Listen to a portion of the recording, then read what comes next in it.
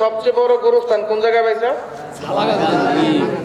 আমার মনে হয় আমি ডক্টর গোলাম কিবরিয়া যদি জালাগান্ধী গোরস্থান করে সালামটা দিই, এত বড় জোরে সালামের জব পাওয়া যাবে। আহওয়ালুল মাউতা ও উমুরিল আখিরা কিতাবের মধ্যে লিখেছেন, আহওয়ালুল মাউতা ও উমুরিল আখিরা কিতাবের মধ্যে লিখেছেন, মান সাল্লামা আলা কবরিন ইয়ারিফুহু আন্না হাযাল কবরা লিহাযা লিকাউলি আসসালামু আলা আহলি দিয়ারি মিনাল মুমিনিনা ওয়াল মুমিনাত ইয়ারহামুল্লাহুল মুস্তাকদিমিনা মিন্না ওয়াল মুস্তাখিরিন ওয়া ইন্না ইনশাআল্লাহু বিকুম লালাহিকুন আসআলুল্লাহ লানা ওয়া লাকুমুল আফিয়া। সেই কিতাবে লেখেন যদি চিনে যে যায় কবরটা আমার বাবার, আমার চাচার, আমার চেডার, আর সালাম দেয় এইভাবে যেটা আমি বললাম, রাদ্দাল্লাহু রূহাহু ইলাইহি, আল্লাহ রাব্বুল আলামিন তার সালামের জবাবটা দেওয়ার জন্য আত্মাটাকে ওই কবরস্থানে পৌঁছে দেয়। আপনারা যে সালামের জবাব দিচ্ছেন, আমার মনে হয় জালান্দি গোরস্থানে খার হইয়া আমি সালামটা দিলি এর চেয়ে জোরে পাওয়া যাইব। আবার দিলে জোরে দিবেন নাকি? তাহলে এবার দিয়ে কদ্দুর জোরে দিলেন। আসসালামু আলাইকুম। এখন এন্দা একটু জোরে দিচ্ছেন, পিছে একটু আসতে দিচ্ছেন, তো ওখানে চলে ভালো হয়। তাহলে এইবার দিয়ে কোনটা ওসা হয় কোনটা নেশা হয়। আসসালামু আলাইকুম। মোটামুটি ঢেউটা কিছু ভাঙছে, খারাপ হয়েছে না ভালো হয়েছে?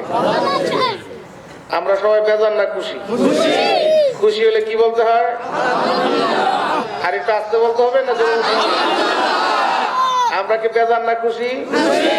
আমরা জান্নাত চাই না জাহান্নাম চাই? আমরা দুজকে যাব না বেহেশতে যাব? আমাদের মালিক কে? বেহেশতের মালিক কে? দুজকের মালিক কে? বেহেশত যাওয়ার মালিক কে? দুজক যাওয়ার মালিক কে? আল্লাহ। সবকিছু যদি আল্লাহ হয়, একমাত্র আল্লাহর আইন মানলেই শান্তি হবে, অন্য কোনো আইনে শান্তি নাই। পৃথিবীর মধ্যে যুবকরা একটা জিনিস চায়, যুবতীরাও একটা জিনিস চায়, বৃদ্ধরাও একটা জিনিস চায়।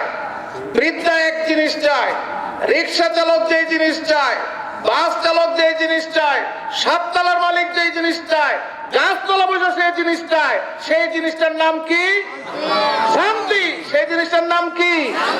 শান্তি। একমাত্র নিয়ন্ত্রণ করেন কে? আল্লাহ ছাড়া কেউ শান্তি লাভ করতে পারবে না। আমি যদি বলি আমার ফ্লাক্সটা বলে চা দেন, এটা সম্ভব? কফি দেন সম্ভব, পানি দেন সম্ভব, দুধ দেন সম্ভব। আমি যদি বলি আমাকে এক কাপ শান্তি দেন, গোটা বিশ্ব বিক্রি করলেও শান্তি দেওয়া সম্ভব। কারণ শান্তির একমাত্র মালিক হচ্ছেন কে? আল্লাহ।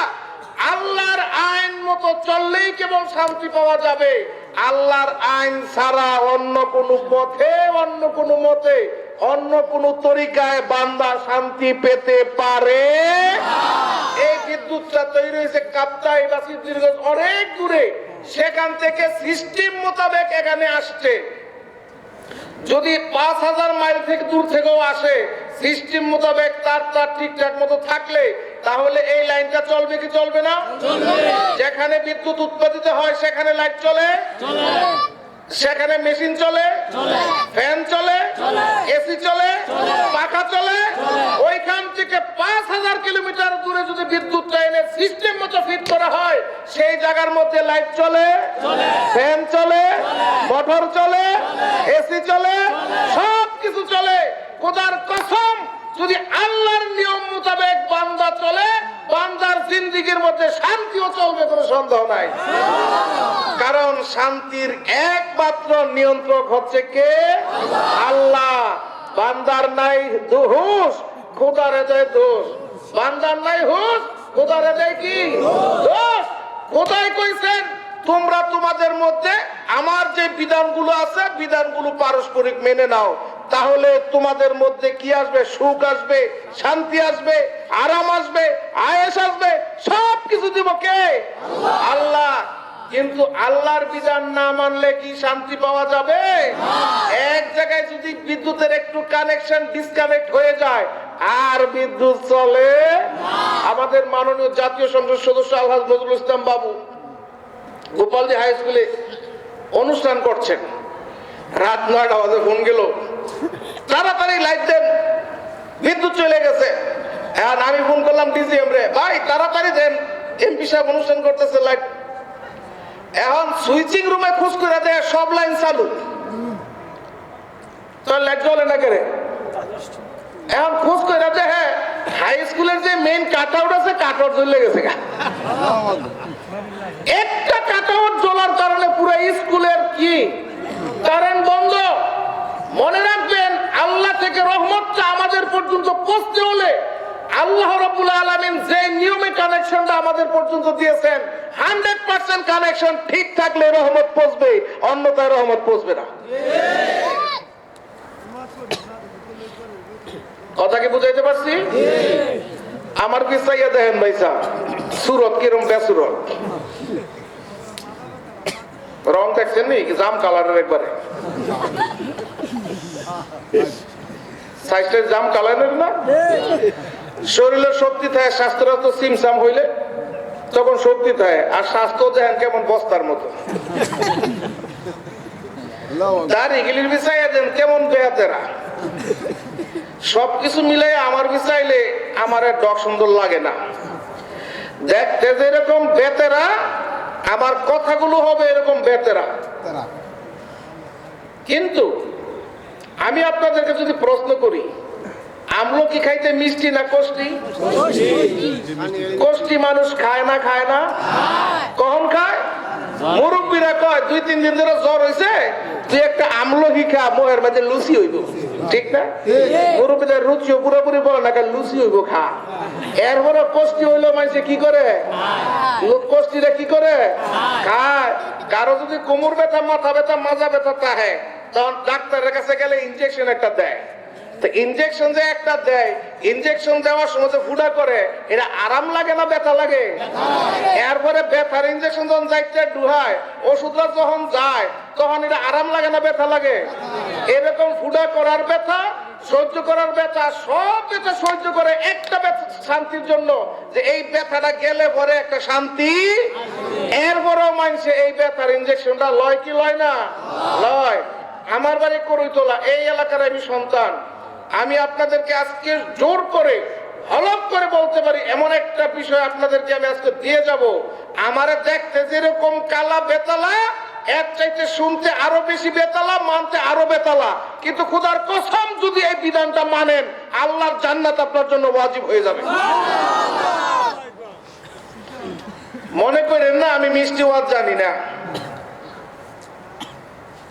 মনে করেন না লাইলি মজনুর ইতিহাস আমি জানি না, ইউসুফ জুলেখার ইতিহাস জানি না, শিরি ফরহাদের ইতিহাস জানি না, ইব্রাহিম আলাইহিস সালামের ইতিহাস জানি না, ইউসুফ আলাইহিস সালামের ইতিহাস জানি না, হাজারো প্রকার ইতিহাস জানি না, এটা বাবার কোনো সম্ভাবনা নাই।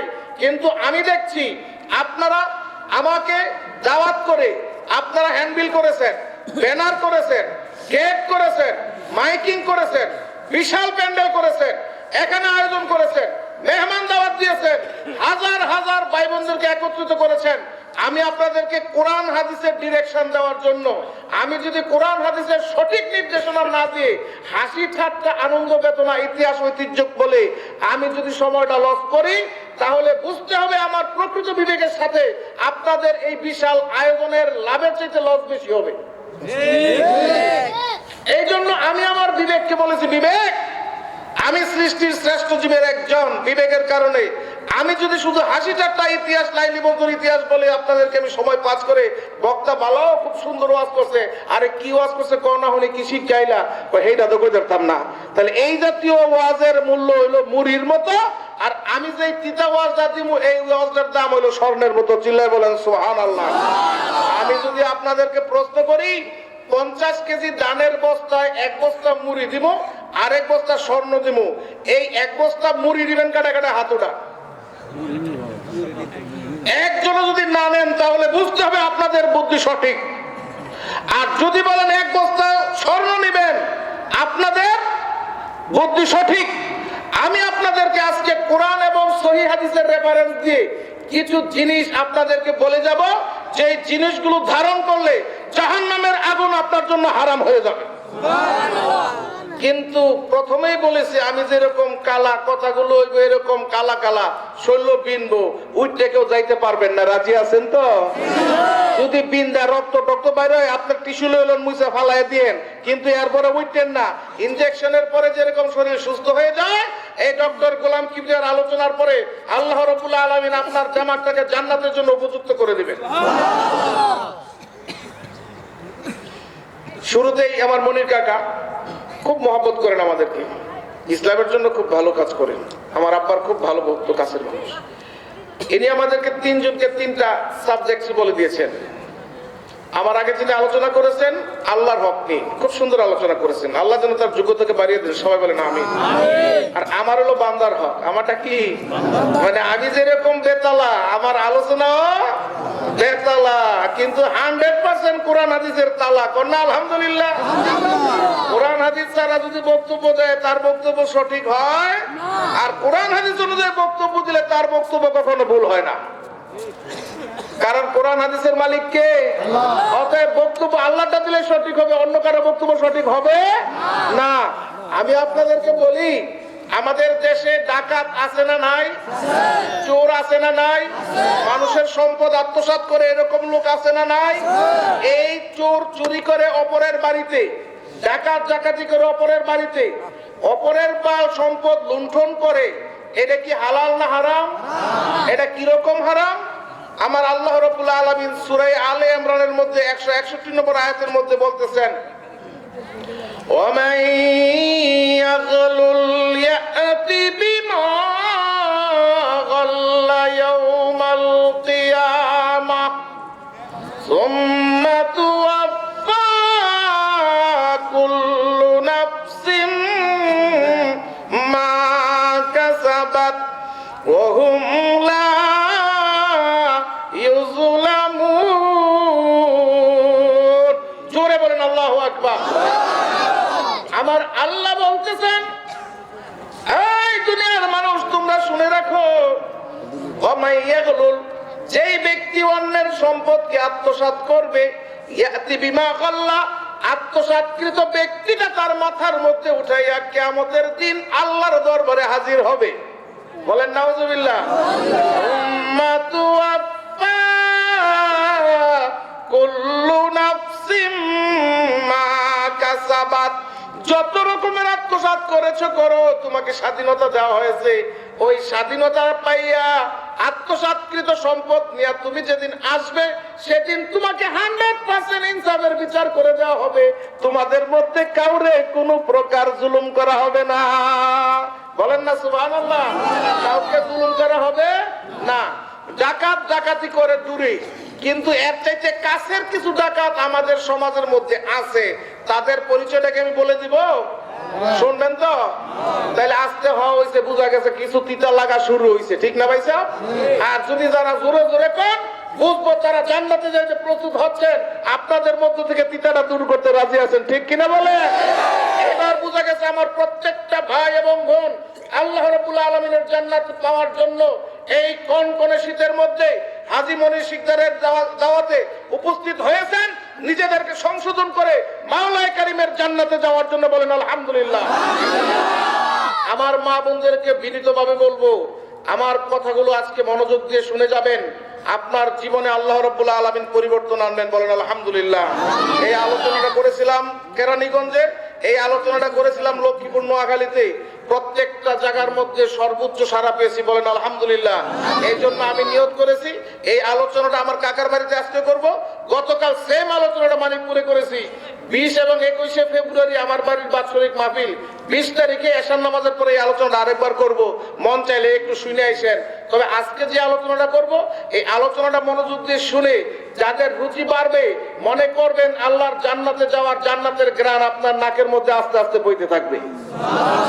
আরো জোরে বলেন না সুবহানাল্লাহ। এই পৃথিবী সৃষ্টি করেছেন কে?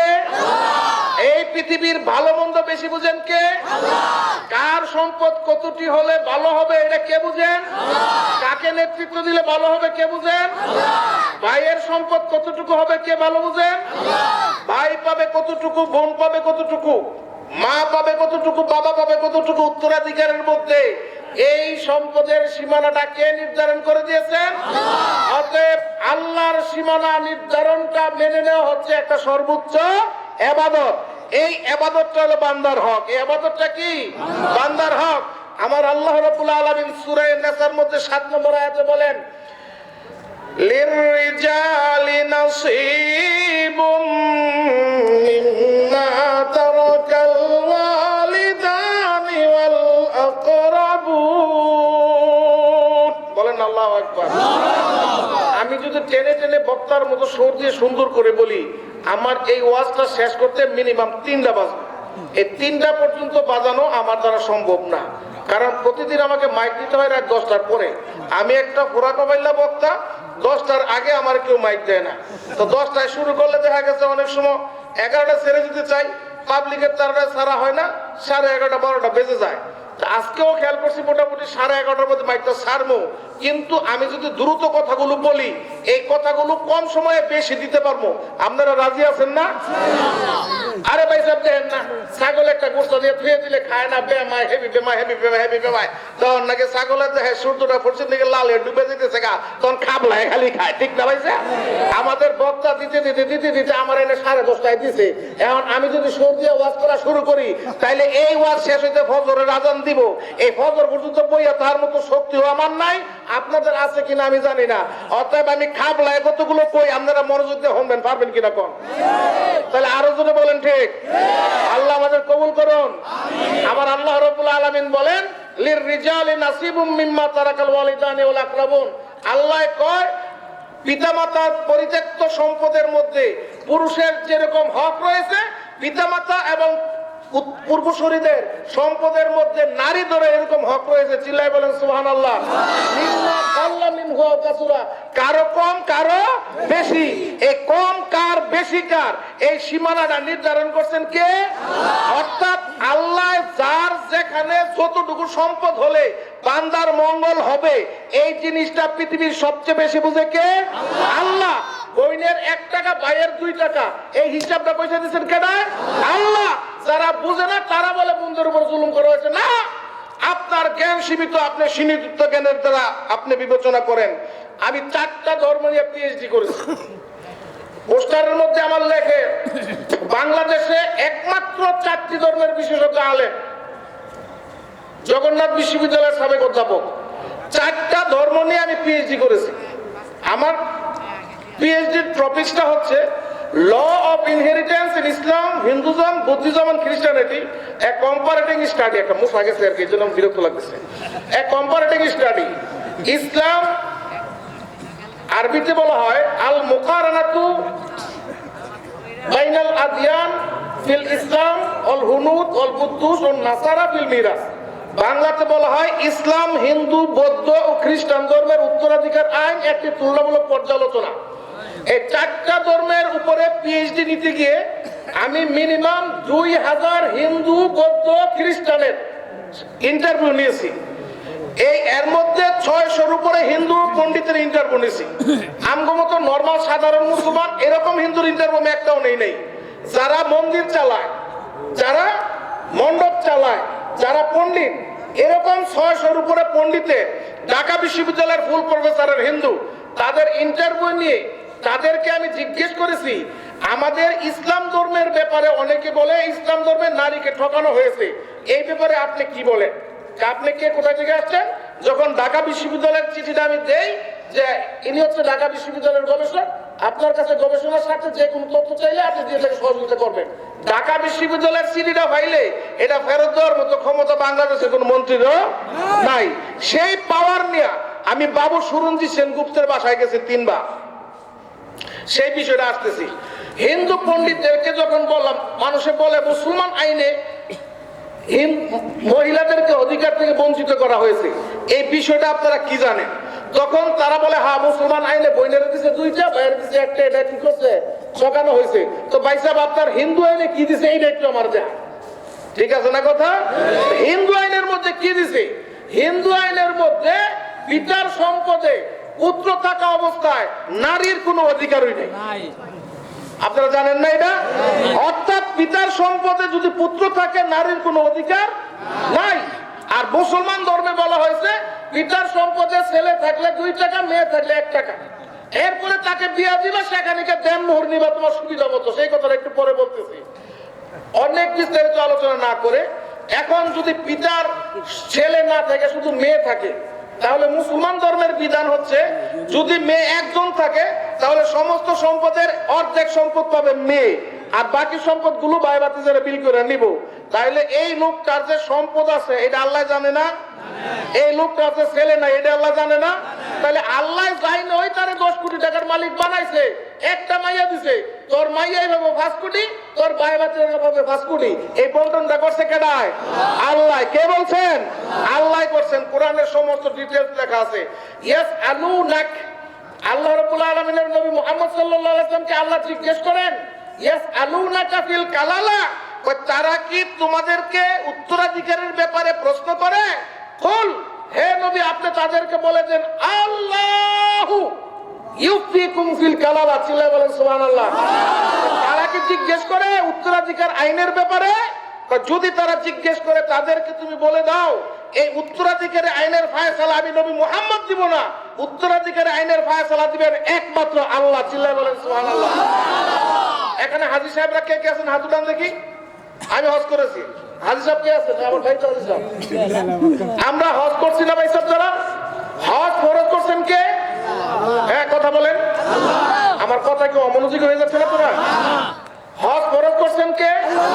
এই হজের মাকান গুলো সবকিছু চিনাইছেন কে? মুহাম্মদুর রাসূলুল্লাহ। চিনাইছেন কে? মুহাম্মদুর রাসূলুল্লাহ। নামাজ ফরজ করেছেন কে? নামাজ পড়ার তরিকা শিখাইছেন কে? রাসূলুল্লাহ। যাকাত ফরজ করেছেন কে?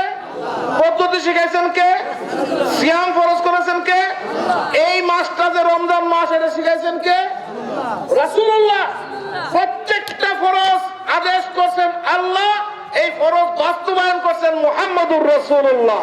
কিন্তু একটা মাত্র ফরজ আছে যেই ফরজের ক্ষেত্রে আল্লাহ বলছেন কুল আল্লাহু ইউফতিকুম ফিল কালালা, যে আমি নবী মুহাম্মদ এই ফয়সালা দিব না।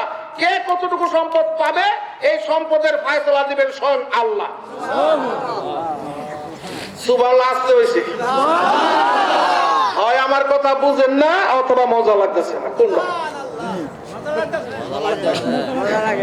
আমার কথা কি বুঝেন?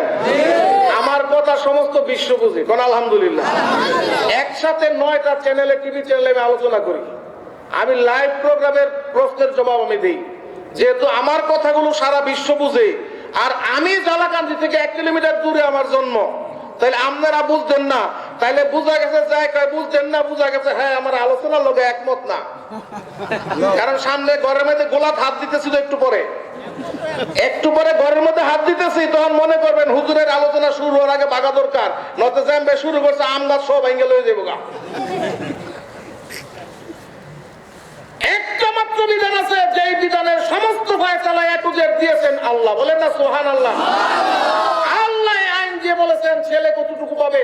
হিন্দু ধর্মের মধ্যে যদি ছেলে থাকে মেয়েরা সম্পূর্ণ বঞ্চিত।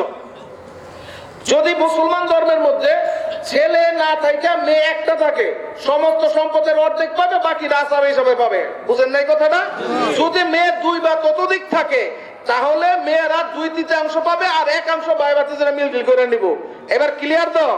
হিন্দু ধর্মের মধ্যে যদি ফোলা না থাকে, মাইয়া থাকে সবগুলা, তাহলে কোন মাইয়াই পাইবো? কয় যেই মাইয়াটা কুমারী শুধুমাত্র এই মাইয়াই পাইবো, যেটি বিয়া হয়েছে এটি কিচ্ছু হইতো না। কথা বুঝছেন নাই ভাই? এই মাইয়া কুমারী শুধু এই মাইয়া পাইবো, যেটি বিয়া হয়েছে এটি। ওই হিন্দু বেটা মরার সময় যদি সব বিবি বাইতে হয়, এবার কেটে পাইবো না, বেশ হয়ে গেছে। হিন্দু বেটা যদি মহিলা যাওয়ার সময় 4 মাইয়া রেখে গেছে, 4 মাইয়া ওই বিবাহিতা, তখন যেই মাইয়ার গড় ফোলা আছে সেই মাইয়াই পাইবো, আর যেটির গড় ফোলা নাই সেটি একটাও পাইতো না।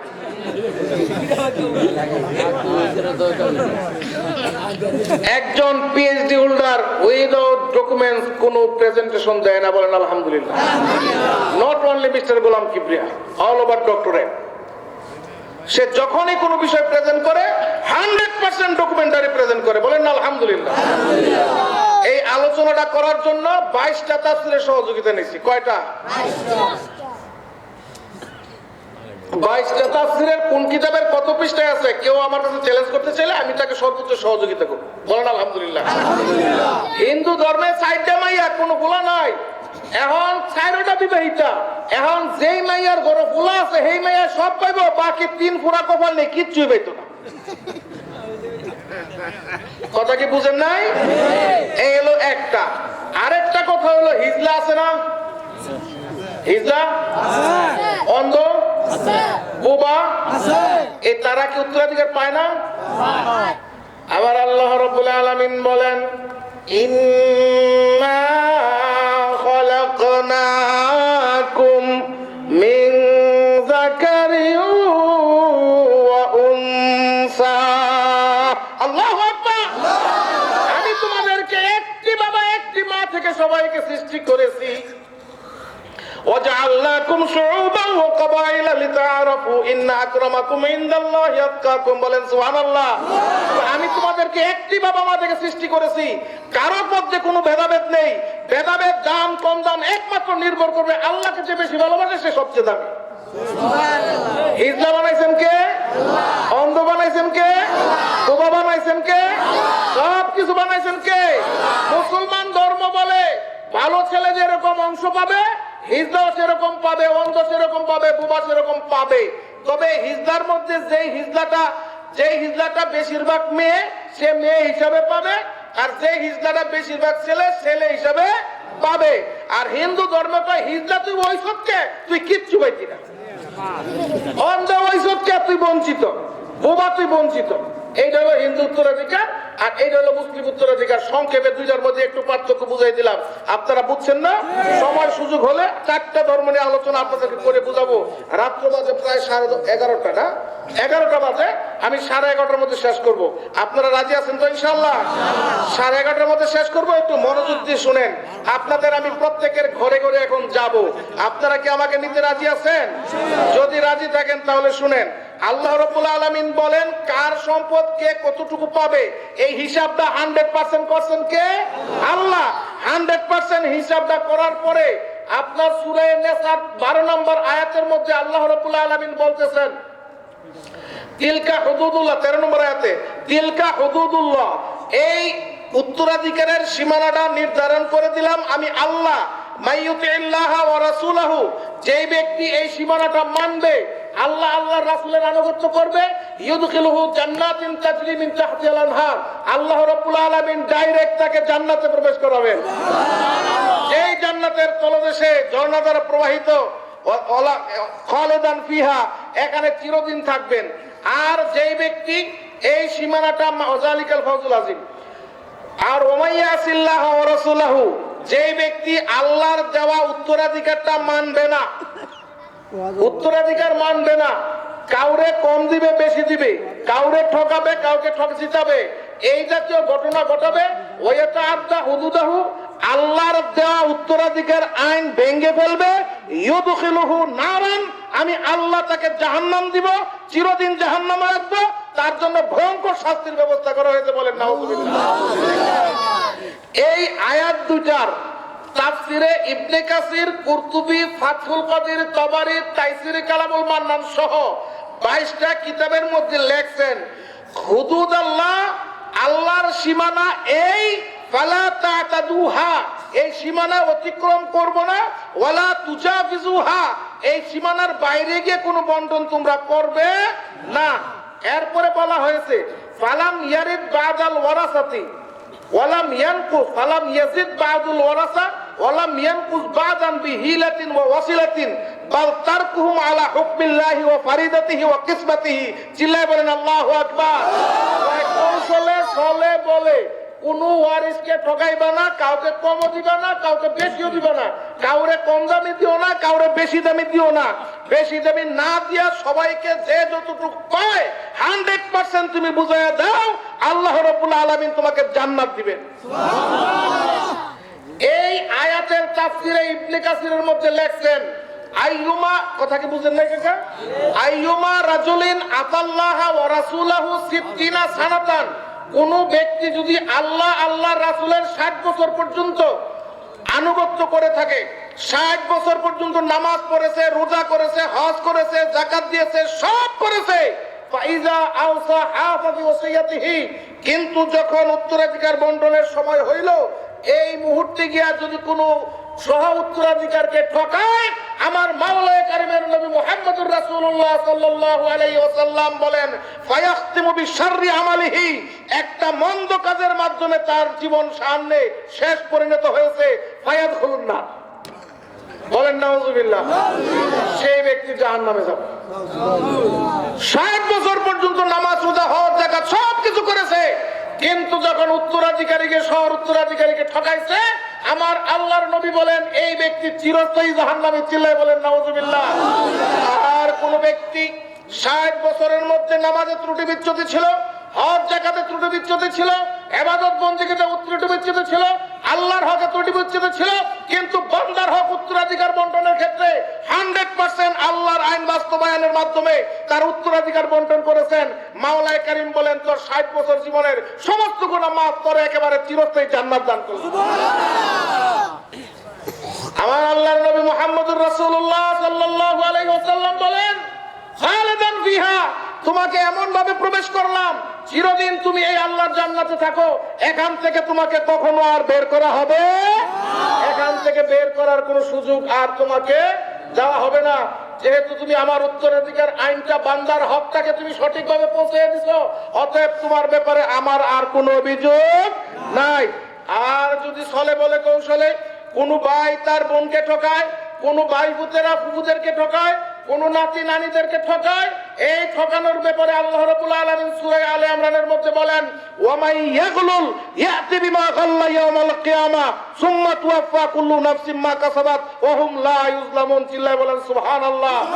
যদি তুমি তোমার ফুফুকে ঠকাও, যদি তোমার বোনকে ঠকাও, বোনদেরকে ঠকায় দাও, কাল কিয়ামতের কঠিন মুসিবতের দিনে এই যে সম্পদটুকু তুমি ঠকাইলা, আমার আল্লাহ বলেন সূরা আলে ইমরানের 161 নম্বর আয়াতের মধ্যে, সে ওহুম সুম কাসাবাত, মাথার মধ্যে নিয়ে এইভাবে আসবেন। এখন আমার মাথার মধ্যে কি রুমাল, মাথার মধ্যে কি, এটা কি দেখান লাগে না দেখা যায়?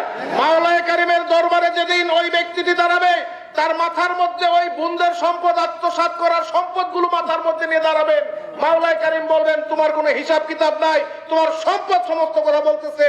আল ইয়াউমা নাখতিমু আলা আফওয়াহিহিম ওয়া তুকাল্লিমুনা আইদিহিম ওয়া তাশহাদু আরজুলুহুম বিমা কানু ইয়াকসিবুন। চিল্লায় বলেন সুবহানাল্লাহ। ওই দিন তুমি মুখে কোনো সাক্ষী দেওয়া দরকার নাই, মুখের মধ্যে তালা মারা হবে। নাখতিমু আলা আফওয়াহিহিম ওয়া তুকাল্লিমুনা আইদিহিম, তোমার হাত কথা বলবে, তোমার পা কথা বলবে, যত অপরাধ করেছো সব কথা বলবে। পাশাপাশি বোনের যে সম্পদ মারছ, মাথার মধ্যে থেকে সে বলবে মাওলা দেহ আমি তার না তার বোনের, তার বোন কষ্ট করেছে আর আমাকে নিয়ে সে বুক বিলাস করেছে, তুমি তাকে আজকে জাহান্নামে পাঠিয়ে দাও। বিমা কানু ইয়াকসিবুন। আল্লাহু আকবার। এখন বোনেরা ভাইদের কাছ থেকে সম্পদ নিতে আসে, বাবা তো নাই, মারা গেছে। যেই বাবা তোমার মুখে চুমু দিয়েছে সেই বাবা তোমার বোনের মুখে চুমু দিয়েছে। যেই বাবার বুকের মধ্যে তুমি ঘুমিয়েছো সেই বাবার বুকের মধ্যে তোমার বোনও ঘুমিয়েছে। আজকে সেই বাবা দুনিয়াতে নাই, তুমি তাকে বলো ভাইয়ের বাপে 10 কানি ক্ষেত রেখে গেছে, 2 ভাই 1 বই, তাহলে নিয়ম মোতাবেক ভাইয়েরা ভাইব 4 কানি 8 কানি, বই ভাইব কয় কানি 2 কানি। এই 2 কানি যেমন লেগে কয় বই না, এন তো মিল হয় না। বড় ক্ষেত্রে 2 কানি আছে, তুই বড় ক্ষেত্রে নেই। বড় ক্ষেত কানি কত? 10,000 টাকা। বড় ক্ষেত কানি 2 লাখ টাকা। আর তুমি যে বাড়ি রেখে দিছো, বাড়ির 1% 3 লাখ টাকা। তুমি জায়গা রেখে দিছো 2 কোটি টাকা, আর আমারে তুমি দিছো 4 কোটি টাকা। এটা কি ইনসাফ? এই মেয়ে, এটা মুসলমানের ইনসাফ না, এটা প্রতারকদের ইনসাফ।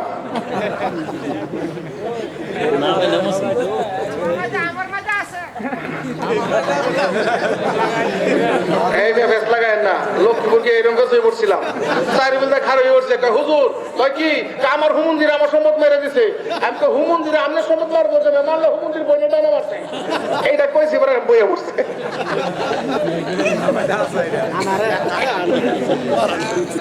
10 কানি ক্ষেতের মালিক, এই 10 কানি ক্ষেতের মধ্যে 2 দুইখানি সড়কের পাশেও পায়, এই দুইখানি এরি খেতেও পায়, এই দুইখানি বুড়ো খেতেও পায়, ঠিক কিনা বলেন? এখন ভ্যালু নির্ধারণ করতে হবে। 10 বিঘা সম্পদের টোটাল মূল্য হচ্ছে 10 কোটি টাকা, এখান থেকে বোন পাবে 2 কোটি টাকা। এখন বোনেরে তোমরা 2 লাখ টাকা ধরায় দিয়া কি তোরে নিত? তুমি হারাটা সিংহেরে খাও 8 কোটি টাকা রেখে দিয়া। আমার খোদাই কয় আল ইয়াউমা নাখতিমু আলা আফওয়াহিহিম ওয়া তুকাল্লিমুনা আইদিহিম ওয়া তাশহাদু আরজুলুহুম বিমা কানু ইয়াকসিবুন। আজকে মাওলায়ে কারীমের দরবারে তুমি আসলা, তোমার হাত কথা বলবে, পা কথা বলবে, মাথার মধ্যে নিয়ে তোমার বোনের সম্পদ বলবে আমি তার সম্পদ, তুমি তাকে জাহান্নাম দাও। এই ব্যক্তি বোনের সম্পদ মাইরা খাইছে, চিল্লায় বলেন নাউজুবিল্লাহ।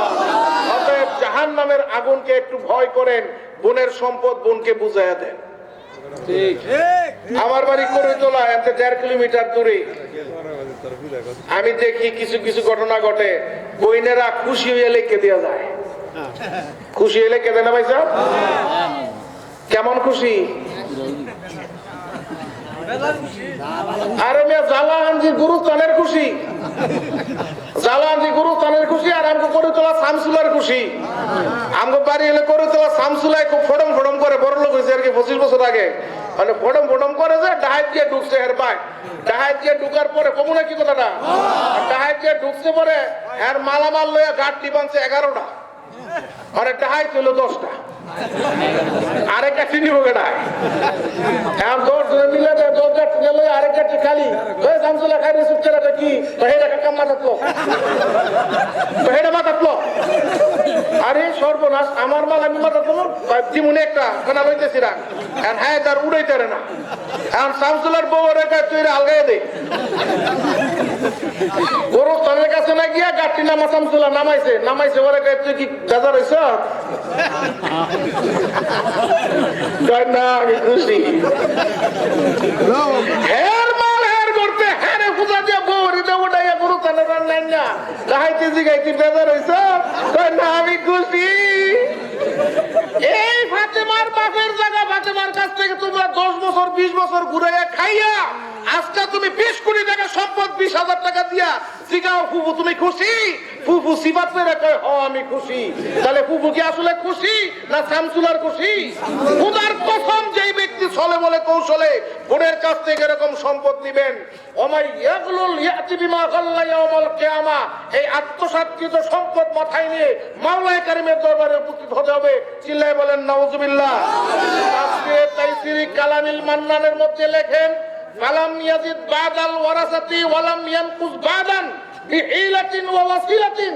কোন ওয়াসিলা দিলে তোর জামাই মারা যাওয়ার পরে তোরে মাসে মাসে আমি 5 কেজি যে আড়া দিছিলাম, আজকে আমারে 10 কানি খেতলে খেতে যা। ওইলে জামাই মারা গেছে, মাসে মাসে 5 কেজি আড়া কিনে দিছে, এখন 2 কানি খেতলে খেতে যা।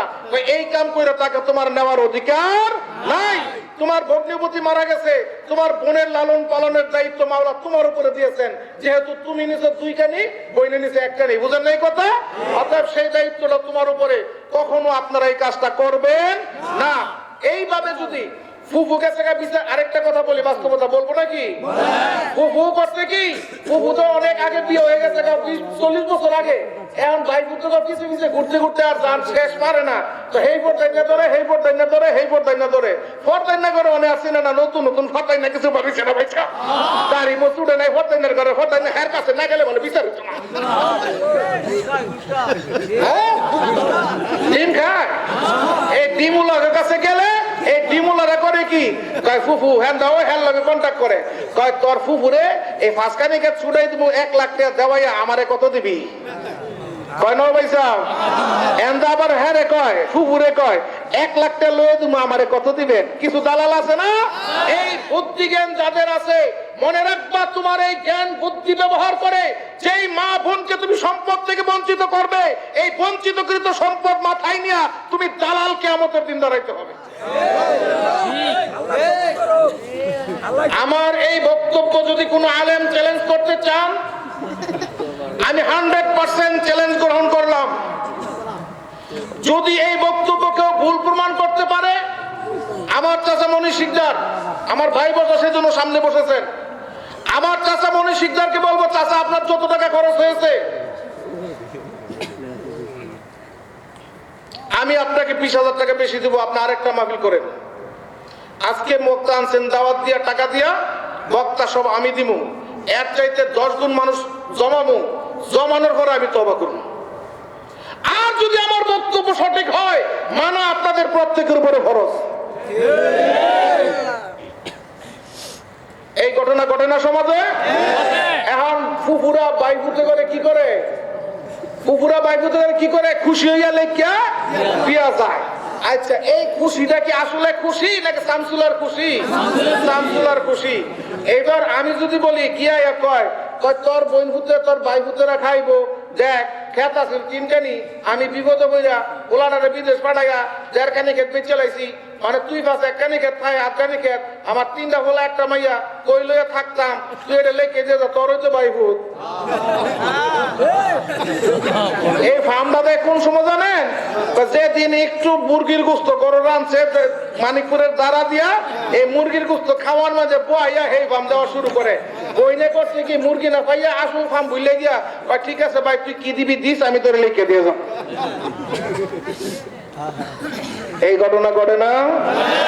এখন নতুন একটা মাসলা আপনাদেরকে আমি বলি, কোন ব্যক্তি তার সন্তান থাকা অবস্থায়, কোন ব্যক্তি তার সন্তান থাকা অবস্থায়, কোন ব্যক্তি তার সন্তান থাকা অবস্থায় অন্য কাউকে সমস্ত সম্পদ লিখে দেওয়া হারাম।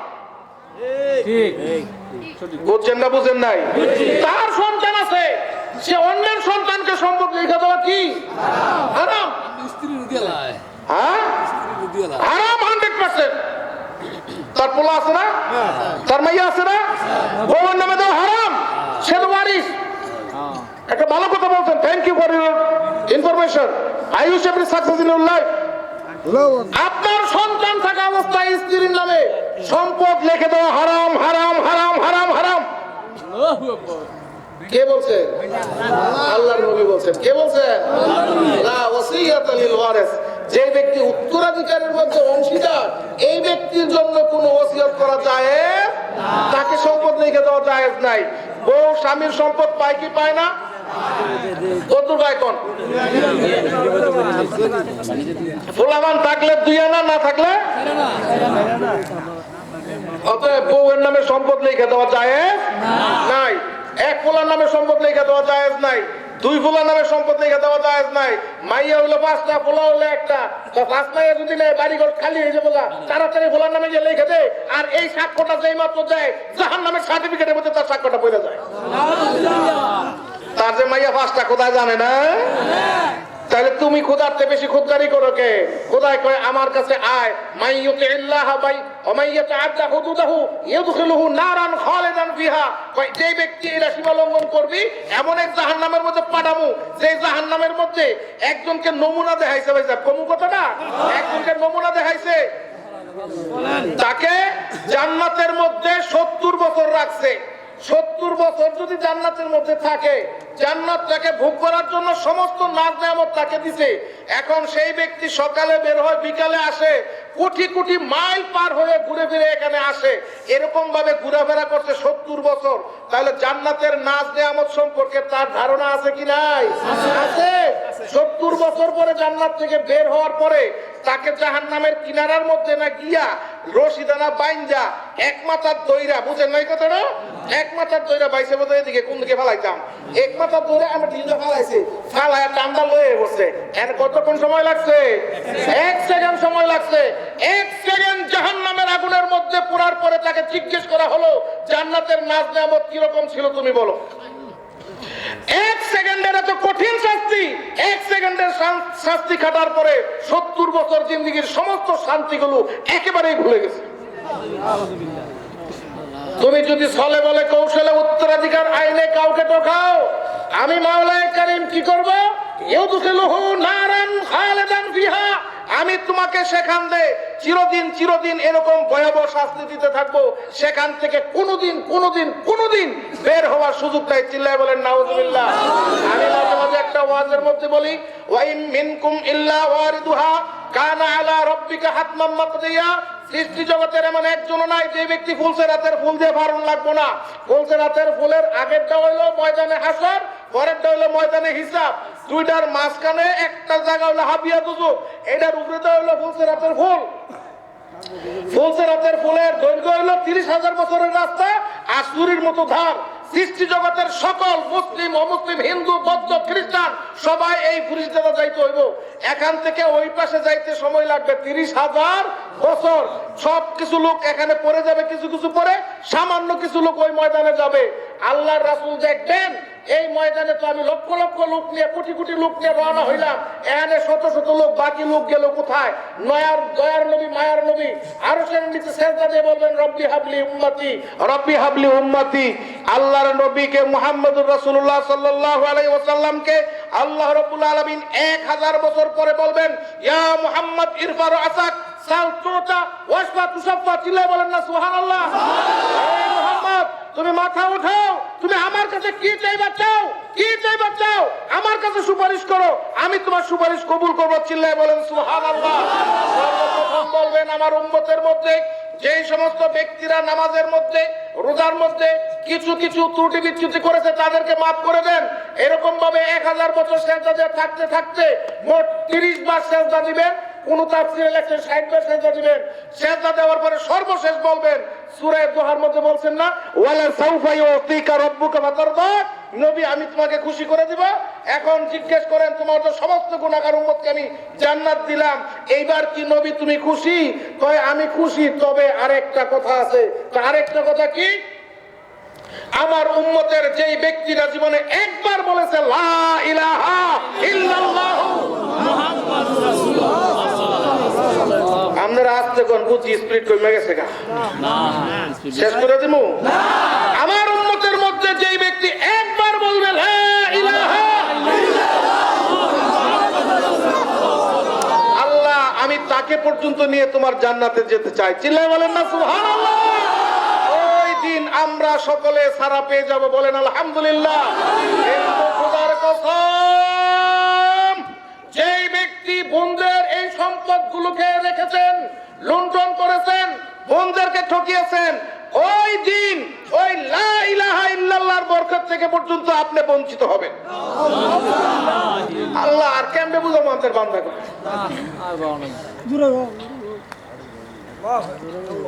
তাহলে খুশি হইয়া বইফুত করে বাইফুত করে লিখে দেওয়া যায় নাই। এই জালাকান্দি সহ গোপালদি পৌরসভায় এরকম 1000 ফ্যামিলি পাওয়া যাবে না যে বইনেরা যে ফুফু করে গিয়া সম্পদ, ফুফু বাইফুতে করে গিয়া সম্পদ লিখে দিয়েছে তার সন্তান থাকা অবস্থায়। মনে রাখবেন, নিজের গর্বের সন্তান থাকা অবস্থায় বাইফুতদেরকে সমস্ত সম্পদ লিখে দেওয়া যায় হারাম। জায়েজ হারাম, জায়েজ নয়, তাদেরকে লিখে দেওয়ার কোনো বিধান নাই। এত খুশি কে বইনেরা, এত খুশি কে? তো শামসুলার খুশি, তো শামসুলার খুশি যদি হয় তাহলে উল্টা শামসুলার বউয়ের খুশি একজনে হয়।